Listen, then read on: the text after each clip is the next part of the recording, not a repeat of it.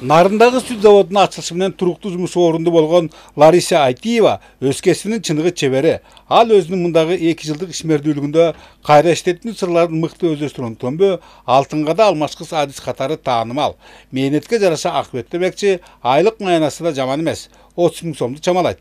Ушундан уланбы сүйгөн ишканасынан эч кеткиси жок. Ушул жерден акча таап, иштеп, үй бүлөмдү багып, барыбыз тең өзүбүздүн алган айлыгыбызга, ишибизге абдан ыраазыбыз. Бүгүнкү күндө аталган объектте 25 адам эмгектенип, суткасына 45 тоннага жакын сүттү иштетишет. Алардын колдорунан жаралган сырлар, быштактар жана каймактар башкаладагы борбордук базасына жөнөтүлүп, андан ары Евразийске мүчө мамлекеттерге импорттолот. Эгер нарынан чыгарылган сүт азыктарына коңсаш өлкөлөрдөн суроо талаптар чоң экендигин колго түшсөк, анын келечектүүлүгүнөн күмөн санап кереги жок. Антса да акыркы кездери облустун ат башы жана Кочкор райондорунда да ушундай эле багыттагы ишканалар акырындык менен өз өндүштөрүн жандандырууда. Демек, эртеби кечпи атаандашуучулуктун күч алары бышык. Чукуларда деле нарынга баягы градиенттин Белая река деген эмеси келди. Бирок алар деле азырынча толук кандуу иштей элек, но бирок алар деле конкуренция создавать этип, эми рыночный экономияда. Рыночный экономияда болгондон кийин конкуренция болот экен. Анан алар дагы сүттү алып атышат да. Эси алар деген мындай болбогондо биздин сүттүн көлөмү дагы мындан көбөйт. Дейинкиси нарын сүт заводу суткасына 150 тонна сүттү кайра иштетүүгө жөндөмдүү.